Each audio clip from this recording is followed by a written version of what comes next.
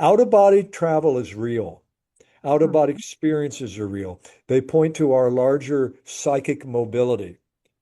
And I believe that much of what happens in the abduction experiences are happening in those larger realms. And mainstream materialist science doesn't open to that. Neither does mainstream ET mythology.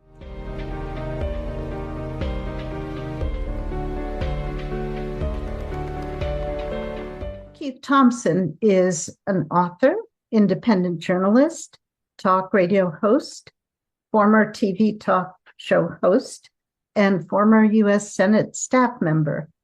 His articles have appeared in the New York Times, Esquire, San Francisco Chronicle, Idaho Statesman, I should say, and the Pacific Sun. A father and periodic skydiver, runner of various distances, and friend of canines and stray cats.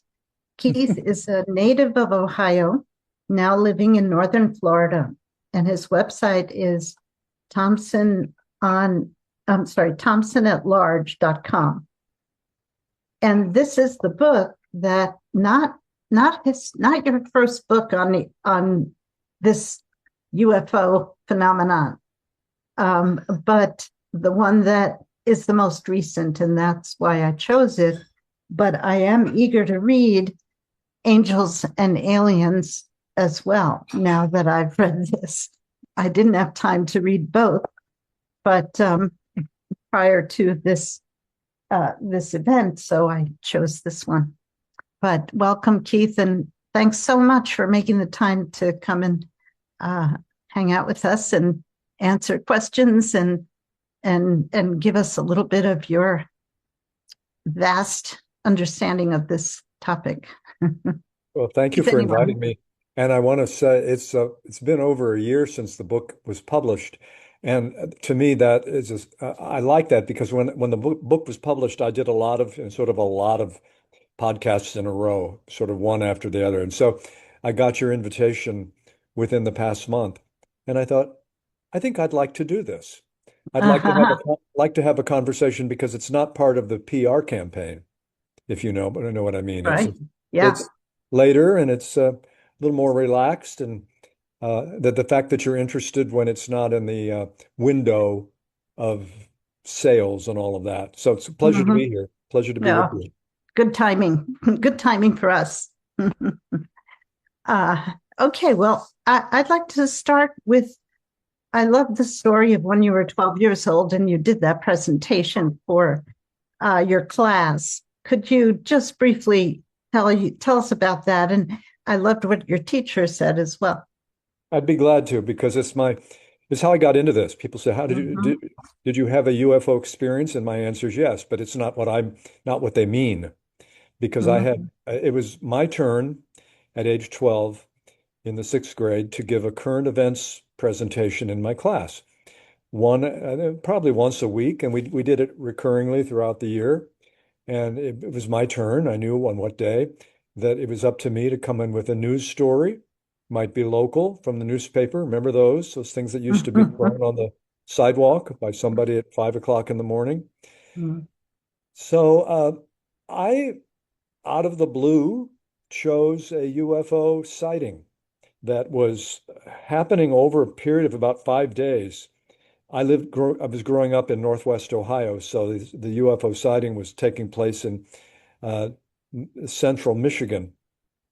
And it was on the CBS Evening News with Walter Cronkite every night, the latest in the Hillsdale, Michigan UFO story.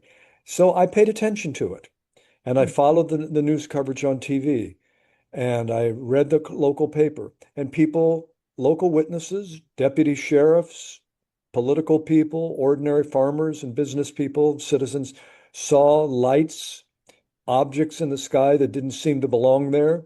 They couldn't be identified, which is part of the acronym, unidentified flying objects. And I was struck from the beginning by how polarized the debate always became. People would report things in the sky or on the ground in some cases that they couldn't identify. And rather than that stimulating the scientific community to say, and the academic community, the news media, I noticed there was what I ended up calling a laughter curtain that would get dropped. Rolling of the eyes, UFOs, little green men. And I knew that that had to be part of the story, this inability to talk about this. And so it was my turn to get up. And so I did. I stood before the class and I told about the sightings. And I also told about a U.S. Air Force consultant named J. Allen Hynek, who was brought in by the Air Force to and the Pentagon to to be their astronomer. He was an astronomer, so it was his job to evaluate the cases. He flew into Michigan. That was part of my report. He flew in, the official from Washington flew in to Wow. go to study and drive around town, be driven. And so in the process of one night, he gave a news conference in a school with metal seats set up, metal chairs, and this is the late 60s or Hmm. mid 60s. And so he said, "Now I'm going to discuss one aspect of this case. What I can say is this.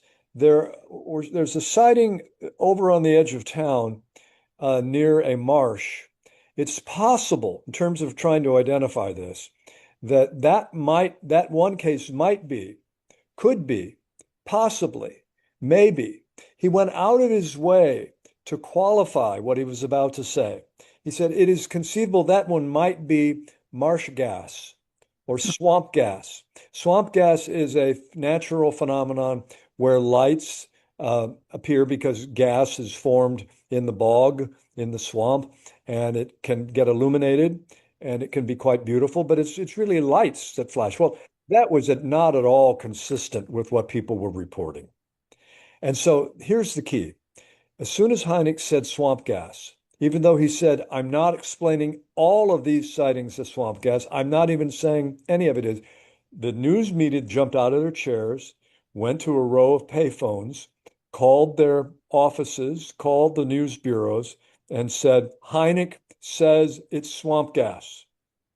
He was mortified because he was a man of science. He offered that as a speculation. And I also picked up on that. You didn't have to be a genius, but I said, that is part of how this thing is unfolding. He said it wasn't necessarily swamp gas, but it got dismissed as swamp gas. And that became a pattern in the UFO phenomenon. The and in many cases, the government did go very quickly to try to explain away in some cases. So anyway, but I was giving this report, and then it was time to take questions. And one of my classmates said, "Well, what do you think they saw?" And I just naturally and easily said, "I don't know." But it didn't sound like swamp gas. Hmm. Doesn't sound like swamp gas was a good explanation. And that's not what this Air Force consultant was saying either, I pointed out.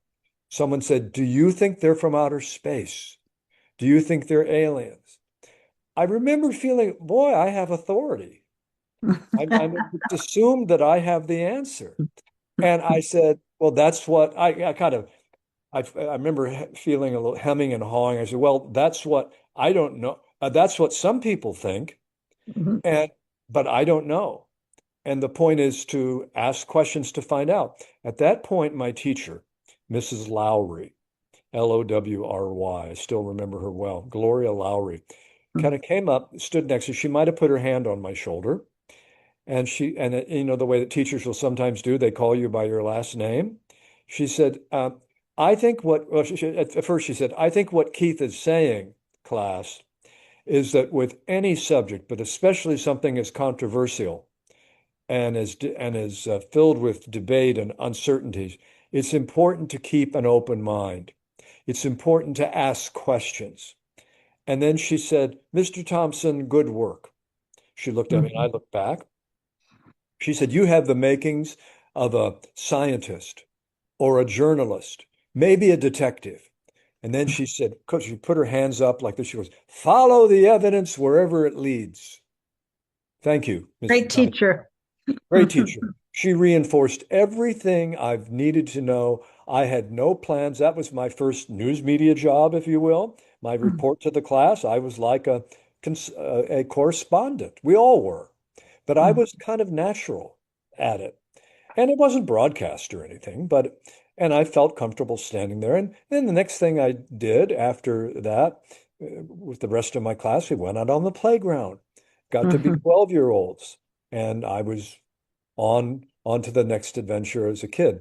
But I did not know at the time how much that would influence me. I went on to become a journalist, wanted to write, wanted to investigate, and that reinforcement, great job, keep your mind open, ask questions, follow the evidence wherever it leads. So I continued to do that. I did not become, you could say I became a kind of UFO buff. But I didn't have posters in my bedroom. I wasn't particularly entranced by Star Wars. I loved Close Encounters of the Third Kind, one of the great mm, movies of all time. But I never I never joined a UFO club. I thought if this was anything, it was part of reality. mm, It was part of what the news should cover. It wasn't a special subset called occult or esoteric, although it has those connotations. So anyway, I continued to pay attention, continued to read, continued to track it, and wrote my first book called Angels and Aliens because as I got more deeply into it and began to follow things, follow the leads, I became interested in spiritual matters, esoteric, shamanism, mm, shamanic rituals, mythology. I discovered the work of Joseph Campbell, The Hero's Journey. So I filled out my resume with a whole lot of questions that took me as much into inner space as outer space. And I can't say that was a firm decision. I'm going to cover the UFO phenomenon from this angle, but I never felt the need to try to fit this into the two categories that are allowed. One is if it's real, it must be extraterrestrial spacecraft. mhm, If it's not real, it can be debunked. It means it's misidentified, natural phenomenon, pranks, hoaxes. I thought this world is too complex for those to be the only answers.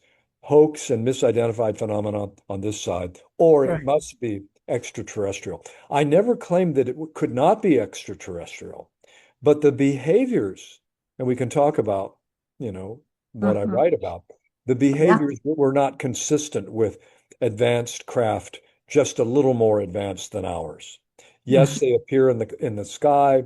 They show up on radar. They have sensors, the heat signatures consistent with objects. And then the next thing they do, they disappear. They break into balls of light, orbs. Some of the orbs drop into the ground. Some shoot mhm, off into the sky. Well, that's not my granddaddy's flying saucer anymore. It seemed to be a mhm, flying saucer when it arrived. It showed up as a material object, and yet it disappeared like an mhm, apport. An apport is a French term in physical seances, physical materializations, objects that suddenly appear from nowhere and mhm, drop from the sky, drop from the air. Coins, flowers. If you study the phenomena of physical materialization in seances, you'd say mhm, the UFO is a little bit like these objects that materialize and then dematerialize. Now, I'll just close this by saying I'm well aware that there's a lot of thinking these days that the government has captured, retrieved flying saucers and has back engineered them and has offloaded them to the aerospace companies. McDonnell Douglas and Lockheed Martin have the answers. Great. I'm open to that. mhm, Where's the beef? Like in the Wendy's commercial of the 1980s. Where's the beef? Where are the crash saucers? They may exist, but until they are, what we have is rumors of crash saucers. And we have evidence that this is a phenomenon that materializes as physical and then dematerializes as ether. So to me, this tells me whatever it is, our maps of reality aren't finished. So for me, I mhm, don't think this is going to fit into our normal categories of space and time. It's going to ask us to expand our categories of space and time. We live in mhm, a universe with more dimensions. And that's made clear by the evidence for the paranormal in general. If the And also by paranormal is science, string theory and, the quantum physics also, right? quantum physics has deconstructed much, and it's the most well-studied branch of physics. So Mm, there is a whole lot. I look at the phenomenon as kind of the metaphor I often use. It's like a bobber. In fishing, you cast your mm, line and the bobber lands on the top of the water. That's how it looks to us. Well, what do the mhm, fish think? The fish see the bobber from underneath, and they go mhm. report to the other fish. I saw this thing. What? I saw this round something. I don't know, it's just bobbing. Oh, he saw a bobber. Yeah, I saw a bobber. It's bobbing. Something, let's go. I'll show you. No, don't go there. Don't, no, no, don't. It could be dangerous. That's how the human mind, the tribal human responds. Well, I think it is like a bobber, but it's not on our water. It's on the edge of our reality, and it's pulling us. It's beckoning us. Like, pay attention. You live in a bigger world than you acknowledge. I think that's exactly what it is. I define it in the book as a call from the cosmos, and I mean that Yes. metaphorically. It's a call from the cosmos at large for humans to learn to play a bigger game. That the reality we think is just this big is actually much more. So that's Yeah. how I approach all this. And I don't have definitive answers, but I have more, and I continue to have more questions. And I think that means I'm doing it right. That's the instruction I got in the sixth grade. What made you write another book after so many years since Angels and Aliens? Yeah, that came about because I got to know the Harvard psychiatrist John Mack. Mm, Maybe you're familiar with John Mack. He passed away 20 years ago. Uh, he got interested in this too. Interestingly, mhm, he got the UFO phenomenon caught his attention because of an article that I had written. Uh, he was many years older than I was. I was many years younger, but I had landed, if you will, on this phenomenon well before he did. So he read my article in which I had said to the reader, I said, look, let's for the moment set aside the question of what these are, where they're from. Let's set aside all the questions we think are the main question. Let's look at how they function for us. What are they like? And I compared them to Joseph Campbell's hero's journey. Namely, Campbell wrote about the three stages of a rite of passage or an initiation. The first stage of initiation ceremony in the human realm that we know, in traditional cultures that have initiation ceremonies, male initiation for the boys, female initiation for the girls. The first stage is to be separated from the culture, separated from the rest of the community. So let's say it's male initiation. The boys are taken by men who come into the huts at night and they're wearing mythic masks. The boys don't know that they're not really gods. The mothers are mm, in on it. mm, And so the mother said, oh, they scream and cry. And the men take the boys away to the huts in the woods and teach them the lore of the community. And they tell them, you're no longer a boy, but you're not yet a man. So mm, that brings them, so the separation stage has happened. The boys have been taken away from the mothers, not because the mothers didn't do their job. The mothers did their job. It's now for the time for the second birth. The mm, second stage was the fathers take over and teach them what the fathers can teach, just as it works for girls as well. So the first is separation. The second is a transition stage where the boys are not yet men, but they're no longer boys. It's called the liminal or marginal stage. And the third stage then is when the boys realize they're now part of the adult male community. They return to the community with some wisdom that they didn't have before. So separation, initiation, and return, mhm. reintegration. I said, I said to the reader of this piece, to my people I was writing for, think of this UFO phenomenon as a kind of rite of passage. It's separating us from the reality that we think we know. It makes us question what we think we know. We're in a kind of in-between stage. And don't we find that in our lives a lot of time? Hmm. We're in initiatory structures constantly. Then the third stage is we eventually come to know what this is teaching us. So I think we're in the middle of this initiation. So that's what I wrote. So John Mack, the Harvard psychiatrist who became famous for his interest in this, he got into a lot of trouble at Harvard because he took seriously that as a psychiatrist, it was his job to investigate questions that could not be explained. For example, he said very openly, I'm a psychiatrist. I assumed that this would have a psychiatric explanation. So I frankly attempted to explain it that way. But I found that it doesn't. These are normal men and women, the ones who have abductions, who report being taken away inside what appear to be craft. It's really surreal stuff. He made the mistake, and I put the word mistake in quotes. He dared to do what a scholar should do, what a field worker would do. He said, let us set aside our biases. Let us look at what this is. So he found out about my piece. He contacted me and he said, Keith, I love your analogy to initiation, but what's really going on with these? What have you found? I said, John, I don't have any answers. I've been at this. I'm happy to be your friend on this subject. So, long answer, how did I come to do this?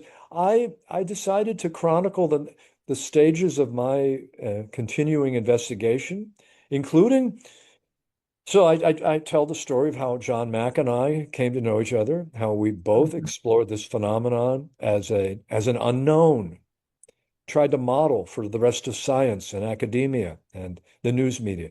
It's okay to And not know. you met John after you had published Angels and Aliens.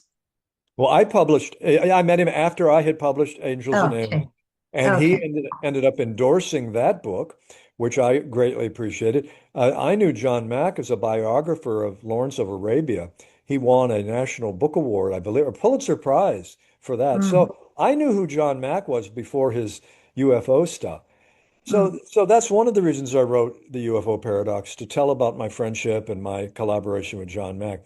The other character I write about in the book was a member of the Rockefeller family, Lawrence Rockefeller, brother of Nelson Rockefeller, and the other legendary Rockefeller. I got a call one day from his office, said, Mr. Thompson, would you be able to make yourself available to talk to Lawrence Rockefeller? And I didn't understand what he meant. I said, yes, when would he like to talk with me? And when would he like to do that? She said, no, he's here. I'm calling from his office. Are you available to talk now? I thought, well, Lawrence Rockefeller is calling me. I knew Lawrence Rockefeller was interested in the UFO phenomenon. He was the most philanthropic, he was the most spiritual, if you will, of all the Rockefeller brothers. And he was interested in consciousness, the Eastern religions coming to the West, spirituality, conservation. Spent a lot of his personal fortune buying up land and conserving it. So our great national parks, look, I understand the Rockefeller family is controversial. All the great moneyed families, Mellon, Carnegie, Rockefeller, Gates, current generation, Zuckerberg, uh, the closer we get, the more critical we can be. But anyway, Lawrence was interested in the UFO thing. So he called me and said that he wanted me to come uh, to his ranch in Wyoming for a private conference he was going to gather with leading UFO researchers, including John Mack, Stephen Greer, who's played a big role in the disclosure world. That's a whole other conversation. That's the current debate, the current discussion. So I decided to write the book, because I wanted to tell, as I've gotten older and possibly wiser, although I don't make any claim to that, uh, uh, what I had continued to discover as I tracked all this. So that's where I wrote the second book. I don't think I'm going to write a third book on UFOs, unless, of course, the phenomenon reveals itself in some wonderful new dimension of it, Yes. and chooses me to be its documentarian. But I'm, I'm not. I've said about all I can say, which is mostly, uh, that we need to keep asking questions. The better questions we ask, I think the more we will learn to live with this presence. It's officially kind of I call it an unauthorized presence. It's almost Mm-hmm. like in a town, there might be signs, stay off this property, no Mm-hmm. trespassing, unauthorized presence. Philosophically speaking, the UFO commits the crime of unauthorized presence. It's something that isn't supposed to be here, isn't supposed to be doing. When I say not supposed to, it behaves in ways that we can't make sense of. It confounds our scientific framework. It involves telepathic communications, like in the Zimbabwe case, the aerial school. I also wrote about that in the new book because the Yeah. aerial phenomena of the aerial school of these children who were out on the playground one day. I can go deeply into that if you don't already know. So anyway, I Mhm. both with Rockefeller and John Mack and the Zimbabwe case, I just decided I had something to contribute by continuing to chronicle what this phenomenon is asking of us. And Mhm. it's asking us to pay attention. It's asking us to ask better questions. And are we And willing? what do you mean by the UFO paradox? Well, that it confounds our categories. Mm-hmm. It behaves like it's a material phenomenon, consistent with, like if you remember Close Encounters of the Third Kind, um, Mm-hmm. they did come in from the sky, but Mm-hmm. then they also uh, morphed into orbs of light. And Spielberg really got a lot right about the phenomenon. He's out, by the way, in about a month with his last work on the UFO phenomenon. It's considered, Really? yes, he's doing a big movie that's considered like the bookend, the other bookend. He's done several. He's done E.T., Mm-hmm. but this one is called Disclosure Day. It comes out in the middle of June, and it is Oh, going to great. be a big release. It's going to be, I think, comparable in its impact in terms of evoking new levels of of our imagination, I should say. Mm-hmm. So keep that one on your agenda for the For movie. sure. It'll For be a good one. sure. That'll be a good one to see in the theaters. It's called Disclosure Day. And it's fun that he's playing. I don't know Steven Spielberg, but I hope to meet him at some point. Maybe our paths will cross. In any case, he's playing with two senses of disclosure. One is the obvious. What does the government, this is the big question now. What does the government know? Every day, including today, I read so and so says the disclosure, there's going to be a disclosure next. The next disclosure is going to show. Uh, it's just ahead of us. Just It's around the corner. just Right. around the corner. Any day now, the lid on the government cover-up is going to blow sky high. That's great, but it's been said for 80 years. So that's one sense Yeah. of disclosure. I'm Yeah. interested in the other sense of disclosure, what this is disclosing about the nature of reality. And And it is about very us. and about us. Who are we? We ask, who Mm-hmm. are they? It's like, well, Mm-hmm. who are we? Because I think it's pointing out, for example, I was struck with the aerial phenomena, the aerial school, the word aerial sounds like it means from the sky, but it's spelled differently, Ariel. Mm-hmm. And it's a school in Zimbabwe, Africa, a private school, still exists. The children were out on the playground one day. All the teachers were inside. Very interesting, by the way, Mm-hmm. that would be what happened. And there was a apparent craft that landed, creatures that came out and walked as if in slow motion, and then walked backwards in the same steps, like playing the tape backwards. The children felt that they were part they didn't use the term simulation, but they felt they were communicated with. Now, here's the interesting thing. John Mack interviewed them. He flew into Africa as a psychiatrist. He had a great bedside manner, so to speak. He knew how to talk with people who were in distress. And he asked the children, how did you know and he said, they communicated with us, Dr. Mack. Well, how did they communicate? They communicated, and they used the term through our conscience. Our Mm-hmm. conscience. Well, what they probably meant was through consciousness. And when he really probed further, what they meant was telepathically. Yeah. Now, here's the thing. I was always struck by the way the media would report this, and even the UFO community would say, yes, they communicated with us, with the children telepathically. And I'm Mm. meanwhile the one in the back of the room waving my hand. Hello, hello. They communicated telepathically, right? And they said, yeah, you don't believe that? I said, oh, I do believe that. But I'm wanting to know, are we gonna address what that means? If they Mhm. communicated with humans telepathically, they didn't plant that capacity in human beings. We had to have that capacity. Those Right, children had to have the capacity for telepathic communication. And in that instance, it got activated. right.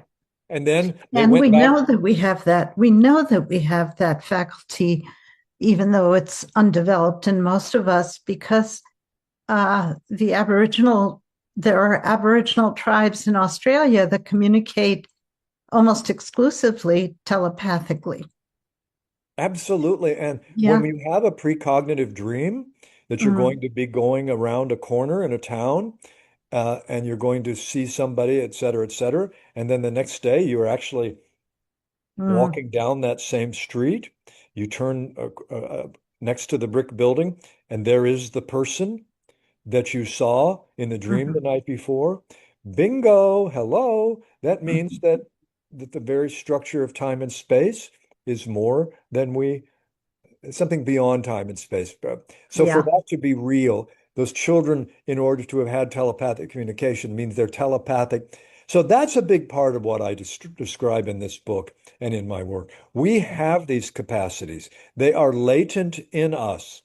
Maybe they were more well developed and they have fallen out of development, out of expression, or maybe they've always been latent, emergent, and maybe in 200 years, 500 years, if we make it through the current dilemmas we're facing on this planet and we find ways to grow up, that this is perhaps part of who this range of communications are future.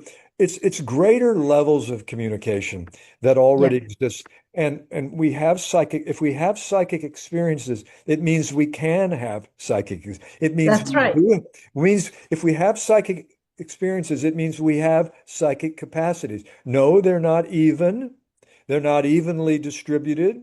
And it appears the more rational and skeptical you are, the less likely you are to have Right, such an experience. Although right. it's interesting, I have met my share of debunkers of Mhm. paranormal phenomena, of UFOs, and I've gotten to know them. I find, a genuine skeptic I have no problem with. Somebody says, I don't believe that.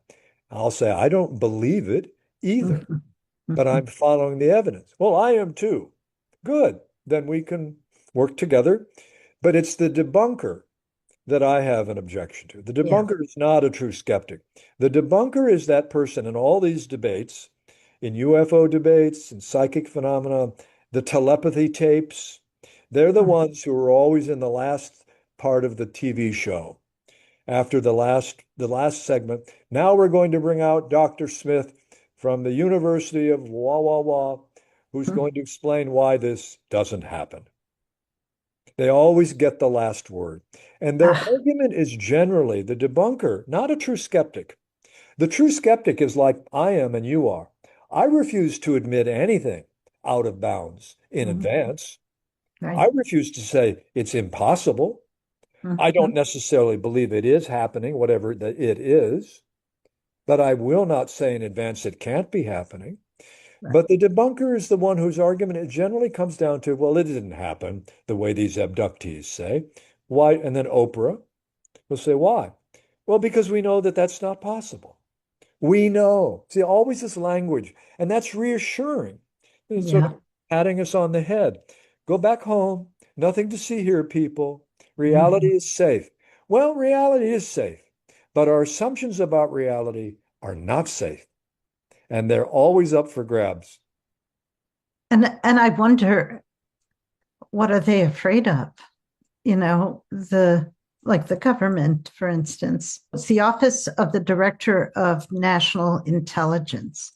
And they both admitted, the Pentagon and this office, to studying this Oh, yes. UFO or UAP phenomena. but they still have not told us what they know. So I just wonder, what are they afraid of? Well, also, I tend to be a skeptic, but not a debunker. I'm a skeptic of the disclosure movement, and Mm, I'm a skeptic of the assumptions that get built in. And for example, here's an assumption that seems to be held by people who expect the disclosure to be imminent.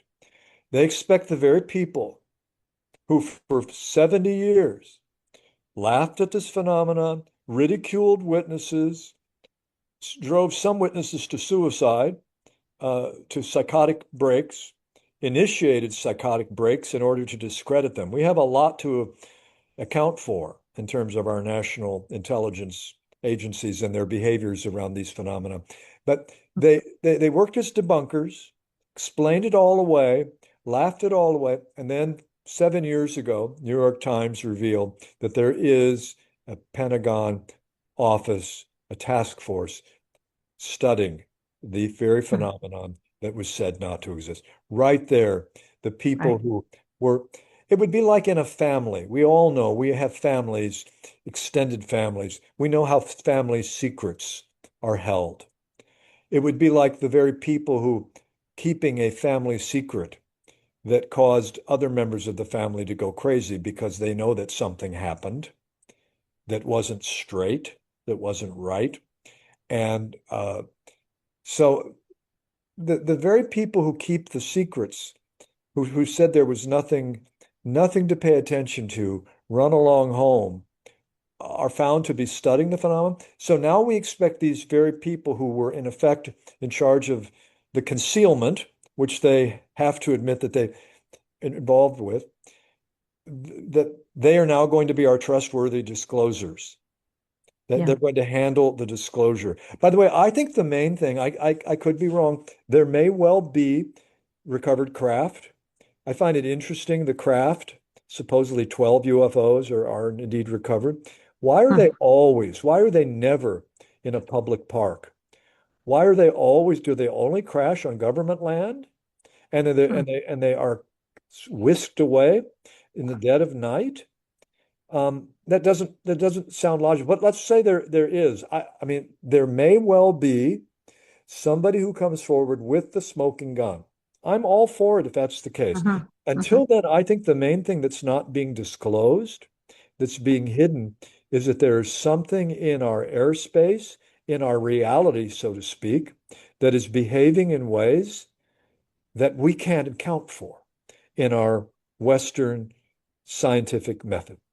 Can you imagine a four-star general with a chest filled with medals standing at a Pentagon news conference saying to the camera, I'm here today to announce, to disclose that yes, there is something in our airspace that is capable of executing the following maneuvers, executing going from this speed to that speed in 5 seconds, nothing that we can understand, that it's doing this with impunity. We don't know what it is. We'll keep you posted. No, that's not how it works. The government Right. cannot bear to admit that there's something because there would, No. there's social Mm, scientists that certainly could very well be levels of panic. Where would our religious systems be? I mean, I don't. There have been books written about what would disclosure really mean. But in any case, I don't expect four-star generals and admirals and so forth to stand up and acknowledge there's something. I understand, in other words, I don't endorse it, but I understand why this phenomenon has been explained away at all costs. At mhm. minimum, because I think psychologically and philosophically, the government doesn't know either. That knows that it knows that we are outclassed and outgunned, so to speak. And so we can't explain we also can't explain how telepathic phenomena work, how psychokinesis works, how the mind can influence random number generators in statistically significant ways. Mind and matter are not separate categories. We bet that they were. Our Western philosophical method bet that they were. They cannot bridge between mind and matter. Well, mind and matter are bridging all the time. That's psychic phenomena are the evidence of that, our everyday intuition. So anyway, that's kind of approach I take. I'm not the person, the people who want answers. They want it to be UFO to mean ET. It may turn out to be ET, but in the meantime, I think it's more complicated and more fundamental. We're not going to find out what they are until we're willing to really penetrate into the question of who we are. And that brings us into philosophy, religion, Yeah. spirituality, and Yeah. the whole 9 yards. And it's something I've noticed in meditation. It seems that the deeper we go, the higher we go. And in your book, there's a quote by Richard Grossinger where he states, UFOs present humanity with a dilemma indicating less interstellar travel than the need for a new physics of dimensionality or a different relationship between mind and matter, unquote.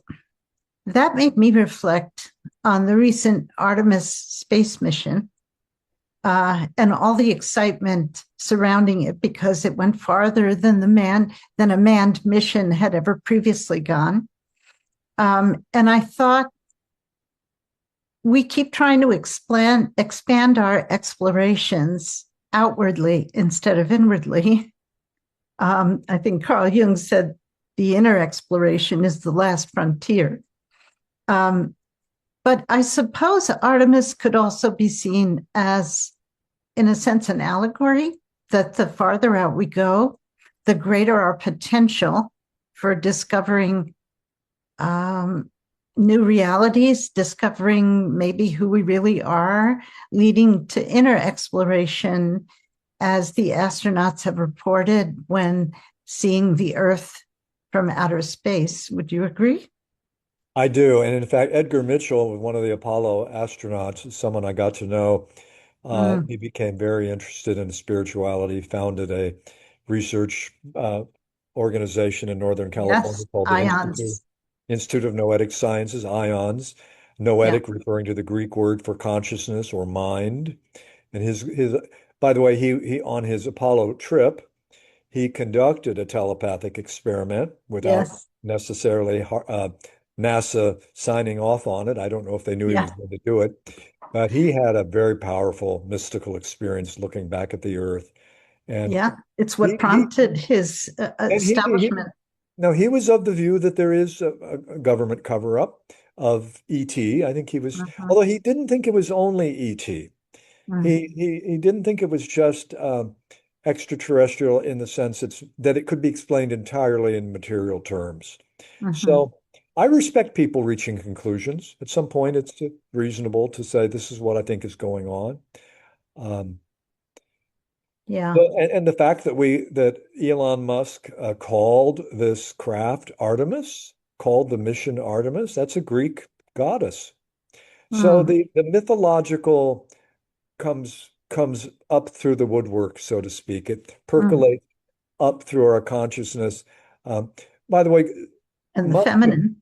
Musk has said that he thinks he has said there I have seen no signs of spaceships, flying saucers.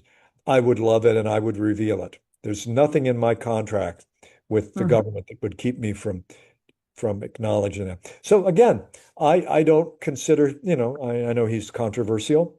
People have very strong, Elon Musk uh, evokes strong opinions and so forth. But something about that, I think he's being genuine about what he himself believes. He says, bring it, bring the evidence. And it's going to be interesting, what Steven Spielberg does in this new movie, Close Encounters of the Third Kind. Changed the way we look at this phenomenon. It really reinforced the extraterrestrial hypothesis. I'll share a story with you. One of the best researchers in this phenomenon is Jacques Vallée, an astronomer Yes. who started out believing in the extraterrestrial hypothesis, and then he began to notice in his study of mythology and world cultures that there are reports of these kinds of phenomena in cultures throughout the world, throughout Yeah. all of time. And so they have the same archetype, the In same many destructive. scriptures too. The Hindu scriptures, the Bible, there's many references. There are great artworks that show luminous orbs in the sky. So it's Hmm. really right in our midst. So he was called in to be a consultant for Close Encounters of the Third Kind because he very much believed that the psychic aspects of this phenomenon needed to be explained. So, and you remember he had in the Spielberg in the movie The Indigenous Tribe, I believe it was in Africa, doing Mm. the music, do do do Yeah. Do, do. do, do, do, do. That's it. So uh, he worked with Spielberg and Valet consulted with him. And at one point, it became clear to Valet that what Spielberg was planning to do was to, in the plot, have a landing of a full-blown mothership as the Mhm. culmination of the story. And Valet said to Spielberg, Stephen, no, don't go there, because what you'll be doing is cementing in the minds of the viewer that it is definitely extraterrestrial in the way that that will imply. Mm. And Spielberg said to Valet, says, Jacques, I love your work. I believe the psychic dimensions of this are real. I believe the fact that all of these people in the movie that I'm going to be presenting were converging on this natural area of Wyoming, Devil's Tower, that Mm. they all had psychic pull. He said, I believe all that's true. And then he said, but Jacques, I work in Hollywood. Mm. I make my life in Hollywood making movies. And the people of America are not ready. The viewers are not ready for a film as subtle as what you're describing. So there Mm. is going to be a landing. There's going to be a mothership. There's going to be aliens who step out of that ship. And Richard Dreyfuss is going to be invited to take the Mm. trip with them. And he's because that's what a movie does. Mm. And Valet said, I know you're going to do it that way. I would do it that way too. By the way, Mhm. we've seen other movies since Contact with Jodie Foster Mhm. and the one with what is her name, that linguist. Amy Adams played the linguist. Maybe some of you here tonight know which movie I'm thinking of. There was these craft that were shaped like big cocoons landed, and Oh, was it called Cocoon? no, there was one called Cocoon, which Ah, is more of a comedy. ah. A light. In any case, I'm forgetting the name, but it was a far more subtle movie about about how to break through in terms of communicate to find a Mhm. common language. So in any Mhm. case, I'm just simply celebrating, for better or worse, Hollywood's role in this. Spielberg is probably going to move the ball a little further down the speculative line with his new movie, Disclosure Day, coming out in the middle of June. Yeah, I'm excited about that. Um, has there been any research done on similarities or characteristics, similar characteristics of what we call experiencers, people who have had contact, some kind of contact? Has there been any research or studies done on that? And I often wonder, how do they pick who they pick, assuming you know assuming they are trying to communicate with certain people, obviously, like those children, and many, many cases in which they do. Is there any indication of something that is these people have in common? Well, there's a lot of speculation for sure. I would say the most interesting research that I know about, and I mean research in the broad sense, is at Rice University in Houston, Mm. uh, an outfit, and I use the term outfit in a positive sense, a division of Rice called the Archives of the Impossible, and this is headed by Dr. Jeffrey Kripal, who's actually a historian of religions. Yes. I think the religious dimension of this is the parallels with what we call religions as we know them. Mhm. Clearly, that it has the same deep structure. So Mhm. there's a lot of speculation Mhm. about why, why were at the school in Zimbabwe, the aerial school, why did this craft land? How is it was it merely a coincidence that it landed while all of the children were on recess and there were no adults on the playground? They Yeah, were all in meetings, and the children ran inside and told the teachers right. that what was happening, and they dismissed it. Yeah. It's true. It's a bad Hollywood script. But Mm-hmm. so, is it to say that these aliens, let's call them aliens, without saying that we Hmm. know where they're from, other dimensions beyond time and space, other galaxies beyond ours?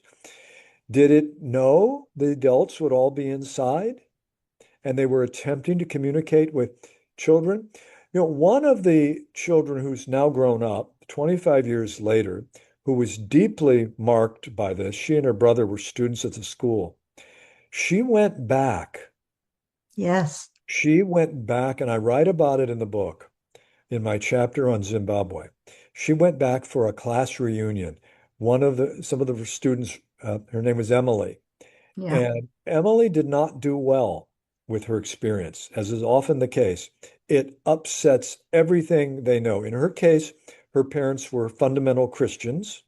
Yeah. So the response that she was told, Emily, this didn't happen. Yeah. We're simply didn't. And if it did happen, it's demonic. And we don't open to the demonic. Well, there's a recipe for deep repression. That is not, there's a recipe for driving a trauma that did not have to be declared to be a trauma. She didn't consider the encounter with the alien to be traumatic. Right. It She was the locked, response she by locked, the that's grown-ups. right. Yeah. She locked the eyes with this black-eyed being and Hmm. felt a communion. It was when her family, her parents, and the community, this was a fundamental, it was a Christian church. I'm not Mm. making a disparaging statement about all of Christianity and make it very Yeah. clear. But that particular church, that particular school, religious school, had a strong antipathy toward such phenomena. So again, Mm. how interesting that it would choose that school. Was it chosen for that reason? In any Yeah. case, Emily went back to Zimbabwe years later for a reunion. She was asked by a next generation of teachers, Emily, would you like to go out into the wilds and talk with some of the indigenous uh, teachers that you did not get to know when you were here? She said, yes, yes, I would. Mhm. So they put her in a SUV, you might say, and she and some other students drove out and met with a shaman who listened to her story. He actually knew about her. And he said, Emily, this appeared to you as a child. And it is as a child that this is still locked in you. You must speak about this now that you're an adult. You must tell what you experience. It is only by children. This phenomenon contacted those children for a reason. She went back home, I believe to Canada, but I'm not entirely sure, and experienced a deep kind of healing. She was an artist, and her artwork prior to returning to Zimbabwe was dark, gloomy, depressing, morose, indicative of her mind and her Mm. heart. And it was only when she went back and got these instructions and guidance to bring this forward in your life now and use it to teach, Mhm. uh, that she began to suddenly, almost like the Wizard of Oz, she Mm. began in her artwork to work with color. Her Mm. artwork shifted overnight. She began to work with multiple colors, and the work began to be far more affirming and affirmative. So to me, that was just an unbelievably beautiful Yeah. thing that I wanted to write about. I'm trying to remember, did the children report any message that they got from, they communicated telepathically. Was there a message that was communicated? That's what I can't remember. Yes, there was. And it was widely received by all of them. Or Okay. I should say not by all, but it was widely received by the children. And the message was, you're not handling the environment Oh, well. that's right. Yes, that's right. Don't. Yes. And the children, just as they said that they got these messages through their conscience, which Hmm. they meant their consciousness, they were uh, they came up with the phrase, don't, we were told by these beings, don't get too technologized. Don't get Right. too technologized. These were 5, 6, 7, 8-year-old, 9-year-old kids at the time. Yeah. So they didn't Yeah. have the full vocabulary. But yes, that there was an ecological crisis. We were Yes. so that is, by the way, it's a common theme among abductees. And by the way, that is a common theme in religious visions and revelations, Mm. that the normal reality is heading for a crash. Hmm. So there's an overlap between these phenomena and religious and spiritual and prophetic phenomena, visionary phenomena of all kinds. Now, the mainstream of ufology, UFOlogy, doesn't like this line of thinking. They don't want this to be about prophecy. These are Mm. merely, they prefer that it be spacecraft that are captured and they're being held behind lock and key at McDonnell Douglas and Lockheed Martin. If we just come with a crowbar, pry off the locks of those hangars, we'll get the craft. And I think it's far too reductionistic.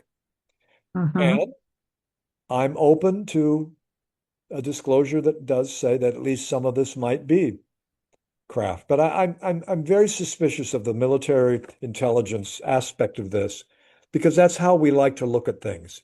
We think the government must have the answers. In what area are we satisfied with the answers the government gives us in other? They can't even run the post office. We can't run a national health care system. I mean, what policies do we trust the government to implement well? Well, The not things that only they that, plan? but we live in a post-truth world where we don't know what to believe, because the Imagine if some government people lies to do. us. Both Obama and Trump have been asked, and they both addressed it. Obama, with his, in a certain kind of ironic way, said, "Yes, I believe in aliens, but I can't say more." Well, that was really convenient. I mean, he ended up 2 days later saying, "Wait, I was misunderstood as sounding like I know what it is, and I Mm. was hiding it." No, I think it's likely that there are other forms of life.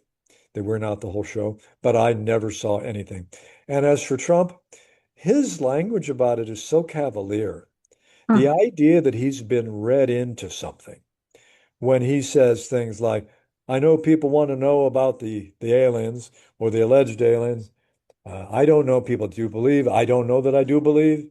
I don't know that I don't believe, but I'm going to release as much as I can. That's not somebody who's sitting on the deepest, darkest secret, secret that they've been read into. Mm. It's just not. Mm. Now, there are some people in the intelligence community who say that the UFO secrets are at a level higher than the president has a need to know. The Mm. presidents are not read in. Well, Mm. again, that plays into a very deep idea. This is a very, very, very deep conspiracy.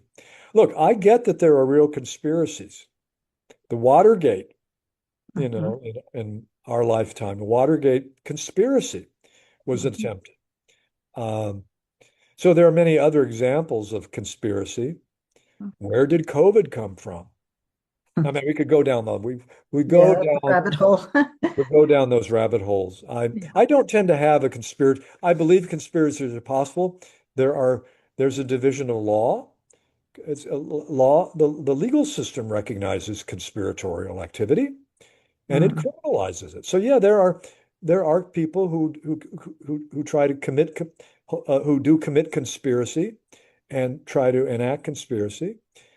But at this level, it is so pervasive and so monolithic that I think it becomes almost a thought disorder. Yeah. So science only accepts what is strictly real or physical or can be measured or seen or experienced through the senses, the five senses, and or that mainstream science. Okay, I'm not talking about quantum physics. And religion accepts only what is in alignment with its doctrine and dogma and traditions. UFOs, ETs, and abductions are anomalous to both science and religion. And so they're both they're dismissed as unreal by both, right? They really are. They Yeah. really are. I would think that a genuinely inquisitive, science-minded person would find this a gold mine. And there are a few scientists who put their prestige on the line. Reputations on the line. Yeah, Yeah. and in physics or astronomy and engineering or like John Mack. John Mack was nearly thrown out of Harvard. Right. And there's a great story there. What was his name? The researcher. Oh my goodness. I don't tend to follow these. Um, Daniel Sheehan. Danny Sheehan was an attorney. He was John Mack's attorney. And he got a call one day from Harvard when John Mack was embroiled in and by the way, what he was embroiled in was Harvard said, uh, Harvard wasn't really saying you don't have a right to explore this, but they were saying you're not doing it with the objectivity that we would expect. Well, the objectivity they would expect would be to dismiss it and mock it. And Alan Dershowitz, the famous political attorney and gadfly, said, "Oh, wait a minute." And Dershowitz at the time was at the Harvard Law School. He says, "So let me get this straight. He said, I don't believe or disbelieve in aliens, but we have a division of this school called Harvard Divinity School. It's okay there to talk about angels, but not aliens? Is that what?" They said, if you don't like John Mack's theories, beat them in the realm of public opinion. So one day, Daniel Sheehan, as John Mack's attorney, got a phone call from the committee that was investigating him. It was taken on the structure of an inquisition. And they said, we're very close to closing down John's whole project, and even his tenure is in question. And then Sheehan is said to have responded, if you want to go down that road, we'll meet you there. We'll see you and we'll raise you. If you want to throw out John Mack on the basis of the content of his views, you will be betraying Harvard's commitment to free inquiry, and you will look like fools. And the person who called Daniel Sheehan took that response back to the Committee of Inquisition. They had second thoughts. It took about one day. And they issued a report saying, while we may not share John Mack's views about his conclusions, we do not question his right to explore the issues which he has standing as a tenured member of the faculty to investigate. So Sheehan played a little hardball. You want to come after us on thought crimes? Be prepared to lose in the court of public opinion for the very reasons that Dershowitz said. You're allowed to discuss angels at Harvard Divinity School, but not aliens?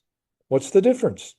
Now, by that, he didn't mean that angels and aliens are the same thing. I didn't say they're the same thing in my book, but that they are the same structurally. They are the same. And they can be mistaken. I believe that they can be mistaken for each other. Yes, there are two different frames of reference for something, to simply be. I'm asked that a lot. Do you think that they're angels or demons? I said angels and demons are Mm-hmm. two categories that were created by religious philosophers to account for intermediate beings in the Mm-hmm. universe. At Mm-hmm. one time in the history of thought, history of philosophy, the great chain of being was understood to be a vast interconnected web and ecology of, of levels and beings at every level. And we absolutely collapsed all that with the scientific revolution. We were so eager to get out of under the thumb of religion in the Enlightenment era. And yes, in many ways, religion at that time was repressive. We know that it was the Vatican who visited Galileo, the astronomer, and said, "We understand that you're saying that the uh, Earth is not at the center, that the sun, that you're saying The the sun wrong doesn't thing revolve. Yeah. about reality." Yeah. And Galileo said, "You don't have to take my word for it. I will show you that we orbit the sun. And I will show you the figures. I will show you with my uh, telescope." That's the word I'm looking for. And they Mm-hmm. said, "We won't look at your telescope, and we don't care about your documents over there. You must stop saying it, or we'll put you under house arrest." So that was because Galileo dared to confirm what Copernicus had asserted. We were so eager to get beyond that period when the church could simply crush thought that we now, interestingly, the inquisitors now are actually more often functioning in the name of science. They're the ones who are saying that these questions are not allowed to be asked. So it's back and forth Yeah. between religious And orthodoxy yet, and scientific orthodoxy. yes. And yet, it seems like through quantum physics, there seems to be an increasing convergence of science and spirituality. And it seems to me that bodes well for a greater acceptance of UFO phenomena. I think in the long run it does. Mm-hmm. Yes, it's we unwilling to really to unpack the implications of quantum. Um, Yeah, and integrate, there's this whole question that you raise in the book about anomalies and how anomalies are just dismissed because on the basis that they're anomalies, but they need to be integrated into the general narrative of what is reality. It would be so nice if science were to follow the evidence wherever it leads instead of denying the experience. yeah, I like to say that the anomalies aren't in reality. The anomalies aren't holes in reality. Right. They're holes Right. in our theories of reality. Yes. They're Yes. holes in our maps. So I say when you have a phenomenon like UFOs, you have a parallel phenomenon of near-death experiences. You have another, and then you have the whole body of paranormal research that has uh, some echoes in the near-death experience. Mhm. When you have consistent bodies of evidence that don't fit the maps, at some point the question is, has anybody checked the maps lately? Right. Maybe Right. they're not up to date. Has Mhm. anybody revised our maps lately? So, as I say, the holes are not in nature itself. Nature has already voted on its own contents. The paranormal is part of reality. We need our maps and theories to start to express that. Dean Radin is a scientist at the Institute Yes. of Noetic Ion. Sciences, Hmm. uh, one of the best experimental researchers. So, by the way, the evidence for paranormal functioning often and most often is conducted with standards and criteria that are far advanced Yes. compared to most True. mainstream science. The Mm. amount of double-blind studies, the amount of precautions, control groups that are used, because there's an assumption that the paranormal researchers of the paranormal have a bigger obligation. Hmm. And so they meet it. They set Hmm. up very well controlled studies. They get a Yeah. statistical indicator that yes, the statistics show that the paranormal is real. And then beyond what the paranormal is shown in experimental settings, there's the paranormal in everyday life, our own experiences. Right. Yeah. You draw on Carl Jung's work a lot in your book in terms of understanding the UFO phenomenon. Jung suggested that UFOs could be understood, at least in part, as expressions of the collective unconscious. Would you elaborate on that? I will, with very, very carefully. It's not an easy topic to unpack. Mm. Even understanding Jung on the collective. Here's the main thing to know. Jung diverged from Freud around understanding. Freud's discovery was, and there's a vast amount of reality that we don't deal with. We push it away. We repress it in the unconscious. And it is a cauldron of conflict and animosity and repressed sexual urges, all of which Jung agreed is a good description of the personal unconscious. But he went further and said there is a dimension that he called the collective unconscious, and it is the great repository of world myth, of archetypes, which is beyond a simple, the deep patterns of energy and imagery that give rise to religious experience and vision. So Jung wrote a small book in the 50s called Flying Saucers, and he dared to go into this and felt that perhaps the UFO, the flying saucer, the fact that it is round is an indicator that it is a symbol. He understood it symbolically, and yet he also understood that the fact that it's symbolic does not mean that it doesn't have a physical dimension. So he undercut the division between the symbolic and the physical. And so the Jungian line of thinking on this is very rich and requires a lot of patience. He wrote a little book on it, which I have. Yep. Yeah. UFOs. Where would archetypes come in? Do they have, do you have any thoughts on what UFO imagery, discs, lights, beings might represent at an archetypal level? They would point to very deep structures that are hidden from us in everyday life, but that influence our behavior. They appear in our dreams. I mean, Jung understood that archetypes in the dream realm are very closely correlated. So he speculated that we need to think of the UFO as a kind of waking dream, that it's putting us into contact with levels and dimensions of reality. Archetypes, archetypal reality refers to primordial images that are very deep. And the point in that kind of speculation is to take this beyond the surface.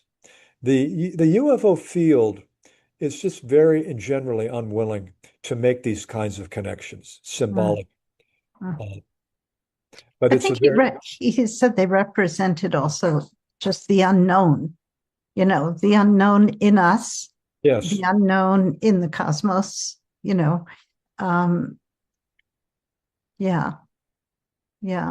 I remember years ago when Jeremy Taylor was still alive, and he was an amazing dream worker.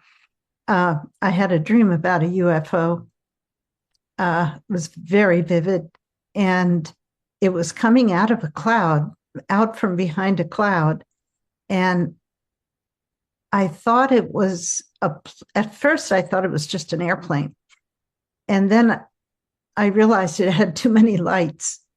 And then it emerged some more, and I realized it was a UFO. It was round. And the dream it went on, but and it was very powerful. It was kind of one of those big dreams, as Jung called them. And Jeremy said, I think this is uh, in his dream, his version of my dream. Right? He said, for me, it's emergence signifies coming out of the closet as a spiritual leader, and I wasn't comfortable with that at all at the time. And I said, well, I do dream work, and I consider that very spiritual. And he said, yeah, but this is more overt. And this was before I started the center and started really delving into presenting a lot of these topics, these spiritual topics and spiritual studies of consciousness and spiritism and, all these things. So, yeah, the unknown, right? Meeting the unknown. Well, that's when people say, what is going on with the UFO phenomenon? I say, it's about meeting the unknown. That is not what people want to hear. Yeah. Right. And they don't want to hear that the dream they had the night before doesn't. Let me tell you a story. James Hillman was a Jungian philosopher, Jungian therapist, a therapist in the Jungian tradition. Yes. He told the story of having a patient who came to him and told of a big black snake in the dream. And he had figured it out, he told Dr. Hillman. The big black snake was my mother, was my shadow. And it's related to my mother complex. And Hillman leaned back and said, you've got it well explained. You've just killed the black snake by reducing it to your mother complex and the shadow. The black snake is a messenger. You've reduced it to a symbol from your encyclopedia of symbolic imagery. So let that snake live. So the client was just wanted the approval of Hillman. Wanted Hillman's approval. You've reduced it to a psychological category. So the next time the patient came back, he said, hello, Dr. Hillman. And Hillman said, hello, how's the snake? He said, what do you mean? The snake from your dream. And Hillman insisted that the patient keep the snake alive because it was a messenger. Yeah. And not reduce it to a theory, to a rationalization. Don't give it only to the left brain. My response to the UFO is to talk about it in a way that lets it live, lets the images live, and not reduce them to categories. We need to make the phenomenon less like categories that we're comfortable with. We need to allow the phenomenon to pull us into larger categories that we're not comfortable with. Right. Yeah. You also draw a lot on Joseph Campbell's understanding of myth. Campbell spoke about myth as ways of making sense of the mystery of existence. Do you see the UFO phenomenon as a kind of modern mythology and one that is maybe still unfolding in real time? Yes, and that's a tricky line of thinking because we in modern times use the word myth to mean falsehood. Yeah, that's not how I'm using it. Yeah. I know you're not, but so even to try to have the conversation. Yeah. And I noticed that many of the comments we're getting, maybe at one point we might want to, I don't know what your plan is, but I'm getting some in a few minutes we're gonna do Q&A and I'll read the chats. Okay, good, because I'm seeing in any case, so yes, it's the phenomenon is mythic, but that does not when people say, oh, let me give you an example. When Jacques Vallée made a shift, he wrote a book called Passport to Magonia. And it was in that book that he described his recognition that the UFO has precursors in all the world's mythologies, in all the world's folklores. Then the mainstream of UFO research said, oh, Vallée has lost the plot. He's now trying to reduce it all to mythology and folklore. And he said, no, no, no, no, I'm not trying to reduce it. I'm trying to lift the phenomenon into folklore. Mm-hmm. Folklore does not mean invented. Folklore are the stories that are told by the, or that are To told guide by, us, to guide us. well, yes, it's like, if you want to understand the human psyche, read the German version of the Grimm fairy tales Hmm. because they're not cleaned up like the modern versions. There Mm, are witches who put babies in ovens. mm, They're dark. mhm. And so I'm not saying that the UFO phenomenon is only dark and ominous, but to study the world's mythologies and to place the UFO phenomenon in that realm is not to explain it away, but it is to situate the phenomenon in a richer discourse. And more universal, I would Yes. say. Yeah, yeah. Um, I read something years ago. I thought it was Bruce Lipton in his book, The Biology of Belief, but I was looking for it yesterday and I couldn't find it in that book. But whoever it was who said this, it stayed with me and I liked it. Um, he said that throughout human history, we've evolved in this trajectory of identifying ourselves as initially isolated individuals to family groups, to clans, to tribes, to city states, nations, and now even combined nations such as the European Union, each of these being an evolutionary leap in which our identity was able to encompass a larger population. And whoever it was, I think it was Bruce Lipton, but he said, once we arrive at the point of identifying ourselves on a global basis, then we'll be ready to begin to meet a galactic community. What do you think? Well, it's not going to be through the World Economic Forum. No, I And that's wasn't suggesting and, that. and I know you're not, but that's the language. Our only language for global now is globalism. Mm. I'm Whereas in the talking 19, about how the astronauts see the Earth from outer space, and they see it as one unit, you know? well, that would be, I would more say that goes back to Buckminster Fuller.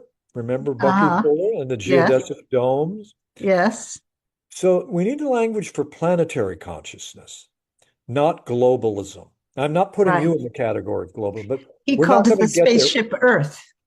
Spaceship Earth. And Jerry Yeah. Brown, the former governor of California, went down that road some decades ago Hmm. with E.F. Schumacher's book, Small is Beautiful, the recognition that we are a planet. And in one sense, what Campbell's work points to, and maybe what the UFO phenomenon is helping us see, is that the smallest unit we should think of identifying with is the planetary. Are Mm-hmm. we able to be planetary beings? Is that our first allegiance?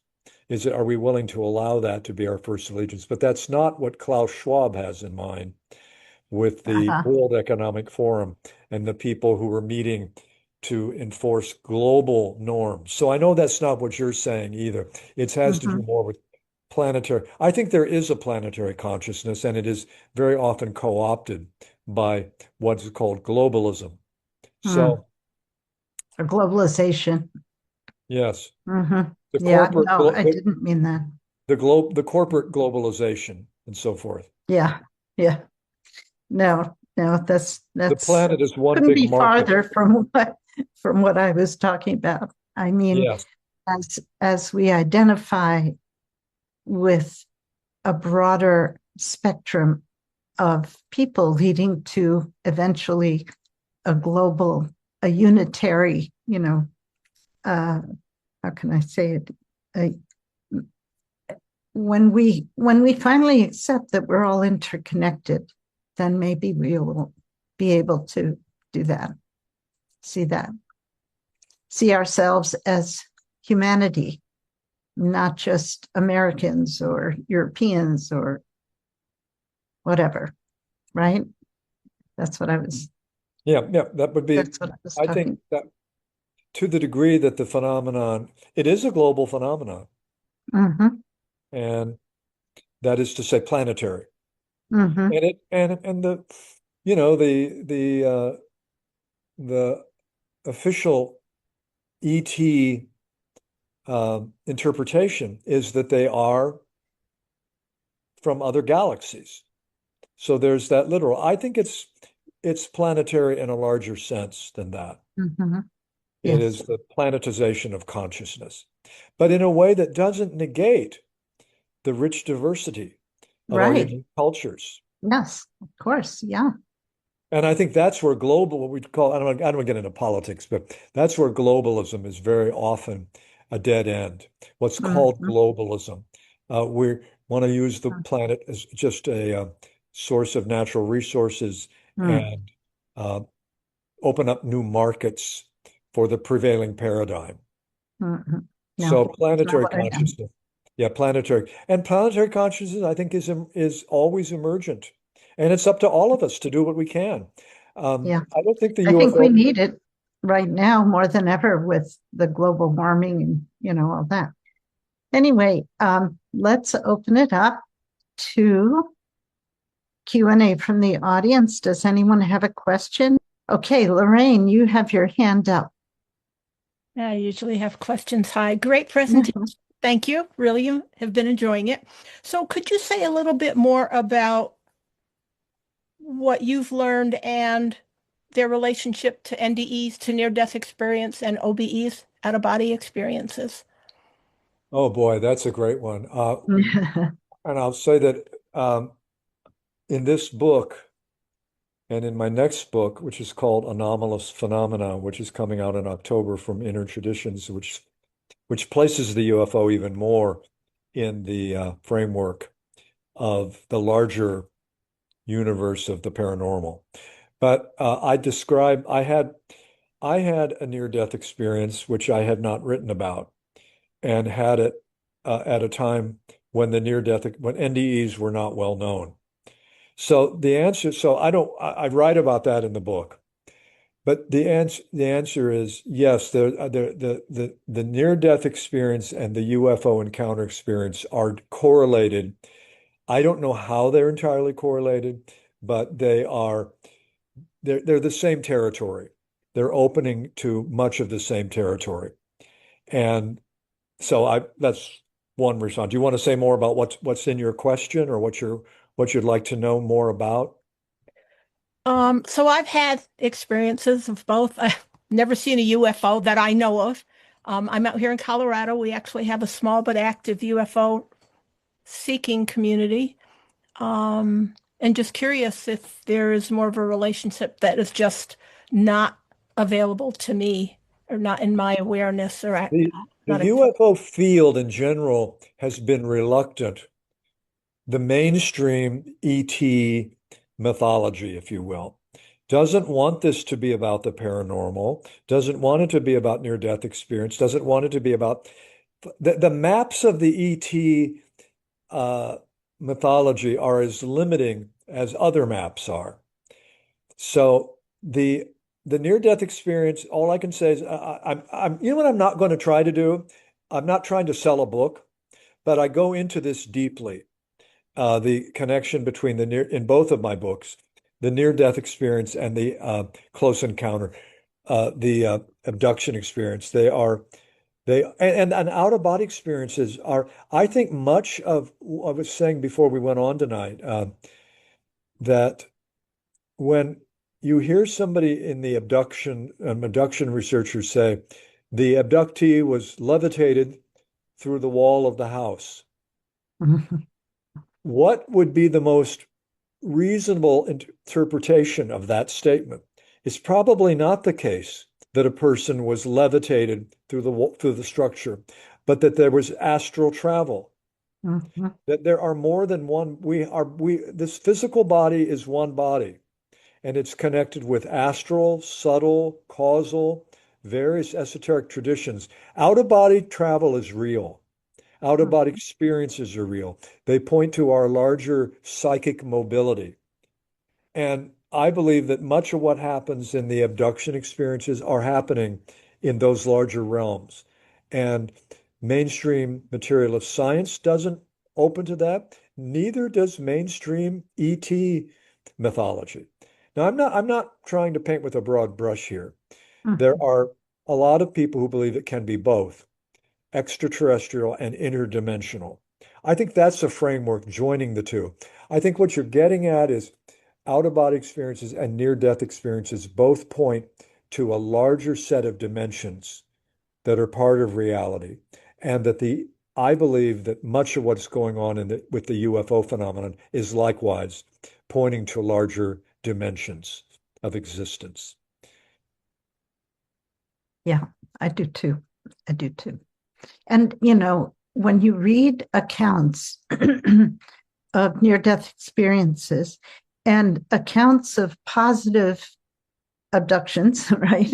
Yes. Um, a lot of the a lot of the things that they say are very similar, that they felt tremendous compassion, tremendous love. Um, Sometimes they emerge from it with paranormal abilities enhanced. Those kinds of things are. Well, let me say there's one in my chapter in this book, and again, I'm really not. This book is 2 years old now. Um, get it from a library. You don't have to buy it. But in my chapter on abductions, I take two authors to task. Bud Hopkins, who wrote a book called Intruders, and a researcher named David Jacobs, both of whom I believe overdeveloped the similarities uh, that allow them to make the claim that these are only material events. These are material aliens arriving in a spacecraft, levitating people through their walls. And when I would raise the question with either of them, don't you think it's possible that these phenomena that appear to involve more dimensions are happening in other dimensions? Mhm. And Hopkins told me, he said, Keith, we don't need any more dimensions to make sense of it. We don't need any more. He said to me, Keith, we don't need any more dimensions. We've got all the dimensions we need. And I paused. I said, Bud, Mr. Hopkins, you've made my point. Yes, we have all the dimensions that we need. We don't use all the dimensions in our thinking. So the Right. phenomena that you're describing are happening in 5, 6, 7, 8, 10 dimensions, and you're trying to reduce larger dimensional phenomena only to 3 dimensions of space and one of time. So, and by the way, David Jacobs was a researcher. If an abductee was referred to him for research, and the abductee talked about spiritual phenomena, space brothers, beings that were beneficent. If they ever talked about past lives, out the door, out the door. You're not a real abductee. Don't Yeah. bring that spiritual stuff in here, he would Wow. say to them. I'm not kidding. So Hmm. and when I read his book, I said, I have never seen such selection bias in my life. Yeah. You are simply declaring that whatever doesn't fit your frame, that this is nothing other than extraterrestrial kidnappers, Right. it has to be excluded. I'm Yeah. on the other end. I say bring all the data in and then let us find theories big enough to fit the data. Do not exclude data that doesn't fit small theories. Bring the Yeah. data in larger theories. Yeah. It's like So what we I'm said there. earlier about anomalies, right? Well, I come from the tradition of William James, the author of Varieties of Religious Experience. Frederick Mhm. F.W.H. Myers, one of the great philosophers of the paranormal in the late 1800s. That's the tradition of radical empiricism. We need to honor all the levels of reality, and we need theories that explain it that way. So that's even more. So, yes to near death experiences, yes Mhm. to uh, deathbed visitations. Yes to out Mhm. of body experiences. Yes to paranormal, precognitive, psychokinetic. Yes, to I would put mediumship. the more the merrier, Yeah. but not with an indiscriminate, Yeah. Bud Hopkins said, what you're doing is stew pot thinking, Keith. You bring in every mystery that you can't explain. And I say, well, I get your point, and I have my boundaries as well. But again, I say bring in all the data for the abnormal, the non-ordinary, and find theories that explain it or that Mhm. account for it, that allow it to breathe. Let the big black snake be in your dream and Yeah. don't reduce the black snake to a mother complex or to the shadow. The shadow is real. Our shadow is the need to turn the black snake into concepts that we're comfortable with. Right. That was Hillman's Right. criticism. That's Yeah. why every time that patient came back, how's the black snake? Is it still in your dreams or have you Mhm. imagined to kill it? I think we kill the UFO phenomenon by forcing it into too small of theories. Yeah. That would be a summary of my two books. I Yeah. try to let the phenomenon breathe and to have storylines that are bigger and inclusive. So, yes, there's more to learn for my my approach to the UFO phenomenon by walking into the bookstore and going into esoteric, spiritual, occult, mythology. Hmm. Those are I've said that Jung's Red Book near the end of his life, when he was very deep, I think the UFO phenomenon should be studied in terms of alchemy Hmm. and those deep traditions of Hmm. understanding mind and matter is deeply connected, and that Jung was attempting to deal with in his Red Book, which, by Yes. the way, when he wrote the Red Book, it was his deeply esoteric, personal, nightmarish experiences of the unconscious. And Mhm. when he died, his family said, well, good, that means we'll never have to publish this. Well, Yeah. finally, the Jungian organization, the Jungian institutes came to their senses and said, if we honor C.G. Jung and we don't honor the Red Book, then we are engaged in a cover-up. Yeah. So now the Yeah. Red Book has been published. It's Yes. not an easy book to read. That means it's Okay. real. It So shouldn't we be have, easy. Okay, so yes, we yeah, have a lot of questions here. Darren has his hand raised. Yes. And then Paul. Okay. Yeah. Paul didn't raise his hand, but he has a question. Go ahead, Darren. Oh, okay. Yeah, no, great conversation. And Keith, I was just thinking today also, I'm a meditator, and I was thinking about the idea that we live in different dimensions in terms of some people living in their mind versus what is really happening in the world right in front of them. They can see something, but they're not really seeing it because they're seeing it through the thoughts happening in their mind. So that, in a way, is another dimension. That's a Yes. dimension, one that's really happening in front of us and one that's happening in our mind. Um, I was curious, what did Jung say in terms of UFOs as an archetype? Like, what was the constellation there that Jung saw? I haven't Well, read. he, he wrote one, this book was written in the 1950s, which is pretty early. And so he died in 1962. So he did not do a second work on this. So his preliminary thought, he was struck by the roundness and the Yeah. roundness of the craft, of the flying saucers as indicative of the quest for wholeness. Yeah. So in that I- sense, and by the way, just let me touch on this. The original sighting by Kenneth Arnold, an Oregon pilot named Kenneth Arnold, saw 9 objects flying through the sky, and he described them as skipping the way a saucer would skip over water. He never said they were shaped like flying saucers. They move like saucers. And when he died, his daughter came forward and said, I'm now able to say something that my father did not did not want anyone to know while he was alive. And that is that he felt that these objects in the sky that were moving at a rapid speed were they had a beat, a rhythm like the human heart. He thought they were living organisms and that they were connected with the other world or what we call death. Mm. Now, right there, is an esoteric reading, a direct interpretation of an esoteric, or to use a fancy term, eschatological, the part of philosophy and theology that deals with final aims. But he felt that when I say he felt, while he was in his cockpit of the plane, these 9 objects skipping like saucers over water, his impression, his deep psychic impression, and he was not an esoteric guy.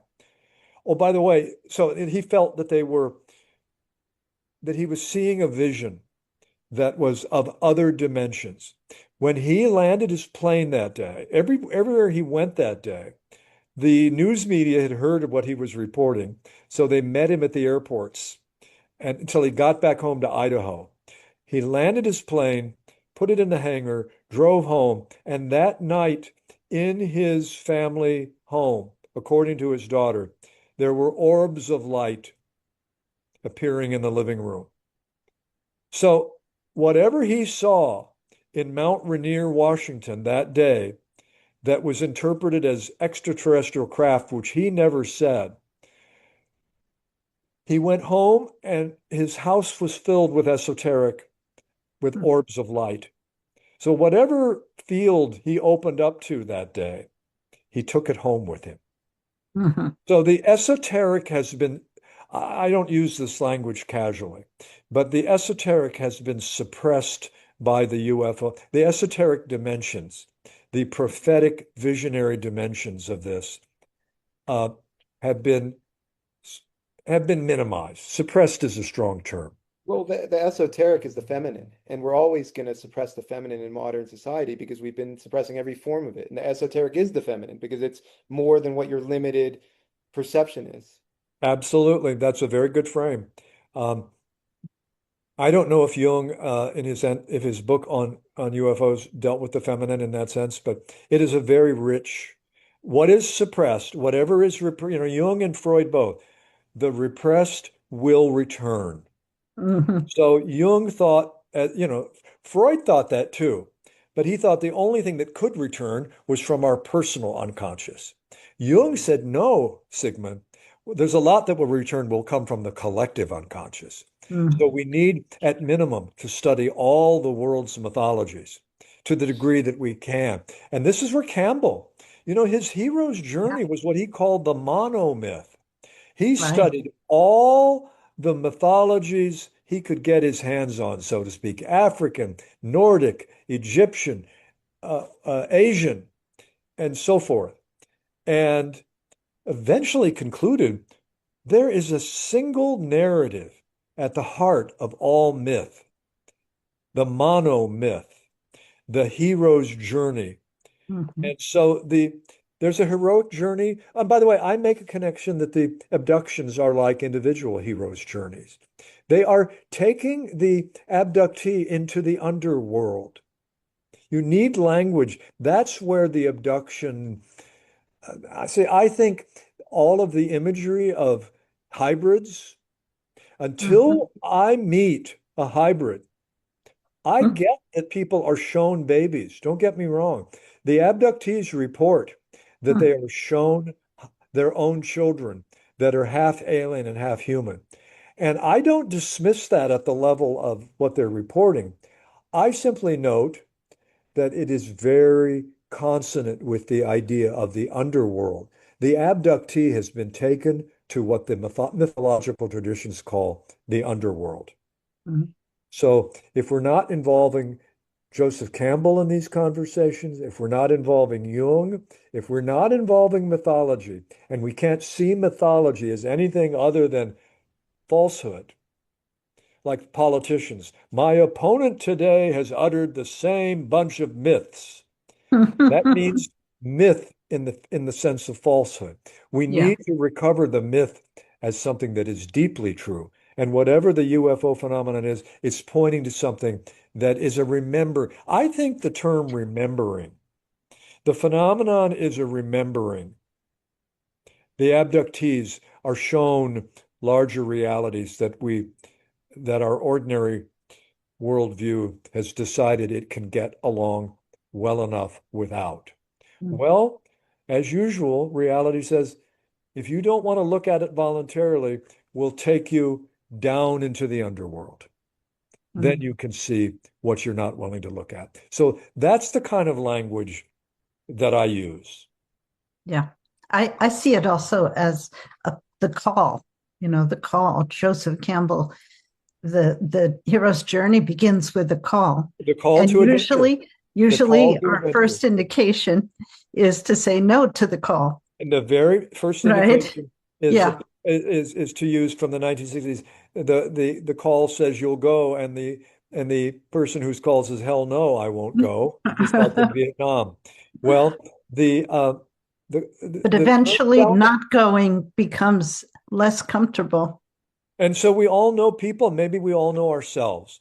Did we turn down the call before we said yes to the call? How many times did we turn down the call? And and maybe it was right to turn it down at one form. But eventually, if you don't follow your call, it becomes fate.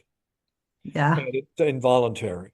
Yeah. So it is a fine art to be lived, to work with, responding to the call. It's not doesn't mean it will be a happy adventure. The Disney model is not big enough. It's not big enough. Cinderella, as we've been told, it is not big enough. Not in Disney's terms. I'm glad Disney introduced us to mythology. But again, the great fairy tales have dark. They deal with the unconscious. Fairy tales, the fairy stories. Yeah.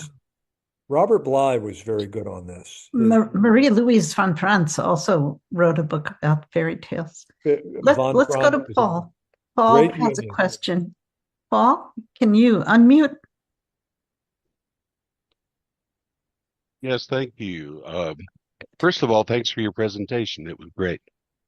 And thanks, Gloria, for having us. Can you hear me okay? Yes, yeah. I can. Okay, great.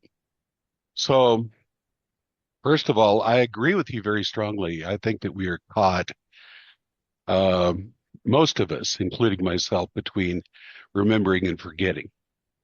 And that interplays throughout most of our lives. But what I really wanted to share was that for decades, I've seen UFO phenomena. I just took it as axiomatic. I thought, well, how could you doubt it? There it is. And through that, and through meeting some people in Boulder, at about the time that Gloria was there, I got invited into a group called the Cosmic Gossip Group. And it was a bunch of old scientists and engineers and mathematicians and physicists who would get together and eat buffalo spaghetti and talk about what was going on in the cosmos. And I was not like them. Most of them had worked at White Sands or Los Alamos or Area 51, various and sundry installations, some which we've never heard of. And they had direct experience of working with both, quote, the machines and with the aliens. And very quickly they ran into what you speak about, which is the supernatural and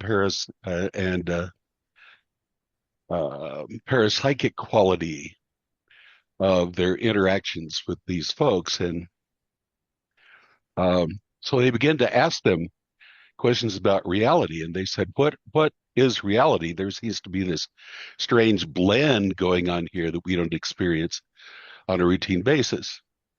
And the reply was almost to a conversation was, what you experience of reality is an agreement. And all of our experiences of reality are agreements. And we can either keep the agreement or we can break the agreement at any time. So I was wondering what you thought about that. Well, what's coming to mind, I'm just at this point free associating in a good sense, lateral thinking. I think another realm, another framework we need to include in this conversation is that of psychedelic phenomena. Now, it's a big field. There's a lot going on with that, but there is in psychedelic psychedelic experience is very often described as breaking consensus, seeing more, seeing how much of reality is consensus reality. And so much of what is recognized in the psychedelic experience is a remembering of larger dimensions. So, just in that sense, I would say that there needs to be more work done on, think of these as like, let's think of like Venn diagram. The UFO experience, as it's most often discussed, would be one Venn circle. Psychedelic phenomena would be a Venn circle, which there'll be some overlap. Shamanic journeying would be another circle. The near-death experience. So that there is overlap and there are parts that are not part of each other. But there's overlap, and I think what overlaps with all of these otherwise seemingly different phenomena is dimensions of reality that Western materialist philosophy for the past 300, 400 years has said no to. So we're living at a time, interestingly, speaking as Lorraine with the near-death experience, the best researchers, including Raymond Moody, who wrote Life After Life, the most credible researchers on the near-death experience, including Dr. Kenneth Ring, were originally materialist. And they would meet with their patients. This isn't so much Dr. Ken Ring, because he's a psychiatrist, but a psychologist, but the MDs who would be working with patients who come back from surgery. And the person would come back from anesthesia with incredible stories of psychic phenomena and other realms. I can think of one where a researcher was told by a person who came back from the anesthesia, and the doctor said, we're going to now tell you your prognosis. And the patient said, you don't need to, doctor, I already heard it. And the doctor said, what do you mean? I overheard you talking with the other doctor in the other wing of the hospital yesterday. You said X, Y, and Z. And by the way, in the building right out here, there's a tennis shoe in the rain gutter. The doctor said, what are you talking about? How do you know what the other doctor and I were talking about yesterday? And what do you mean about a tennis shoe? Turns out there was an out-of-body experience. The patient who was going through surgery did overhear. Yeah, we know where this is going. Yeah. And the tennis shoe in the rain gutter is just a side detail that she saw coming back. Turned out there was a tennis shoe in the rain gutter. So I'm not saying believe everything, but be open to more and follow your dreams. You don't have to have a UFO experience. It's not, I haven't had a UFO experience. My UFO experience came when I was 12 years old. And I gave a classroom report, but I had a near-death experience. It was before my NDE, and I don't have the energy to go into it in its richness. I was in my late 20s. I'm old enough let's put it this way, I'm old enough that the NDE was not well known. So I had a near-death experience with the tunnel, with out of body, I was on the outskirts of dying. I said, You describe in your book, by the way. I describe it in the book. I said, dead isn't dead. And it was a near drowning. I was body surfing off the coast of Oahu. And my friend Mary and the other friends who knew I was drowning, she stood on the beach. And in a voice no louder than my voice now, I overheard her, even though I was 200 yards at least out in the ocean. So it was not it was acoustically impossible. I heard her saying to our mutual friend Moore, I told him it was not safe. I told him that there was an undertow. I told him about the riptides. Why didn't he listen? And I heard that. I grokked it. And I went to Mary and I said, I'm okay. I'm not coming back, but it's all good. I'm fine. Because I Yeah. was in the process of dying and I thought, dying is not what how is this happening? Yeah. And then the next thing after going to, I went to a realm, I will tell you the details. I went to a realm. I was not deeply religious by childhood, so I didn't know about heaven I wasn't convinced that it needed to be heaven, but I went to a realm that a good Christian would call heaven. I saw family members that I knew had died, and I saw a family member, my great uncle Sam, my grandfather's brother. And I did not know that my Uncle Sam had died. Mm. When I had the near-death experience and I saw my Uncle Sam, who I was close to growing up, I came back from the near-death experience, and when I finally began to talk with people about it, by the way, mostly I was discouraged from talking about it because nobody else knew about NDEs either. Mm. And when I managed to come out of the water, I don't quite know how, but there were two dolphins that were escorting me. It was right out of central casting. And my friends climbed into the water to pull me out. And the first thing they said that I said to them was, did you see all that? And all that referred to this heavenly abode and so forth. So the next day, when I had survived this, oh, by the way, on the edge, my friends said, on the edge of the beach, when they'd pulled me out and they were bringing me back, one of my friends said, Keith, I thought you had lost it up out there. We thought you'd given it up. And I actually thought, oh, good, I did. Mhm.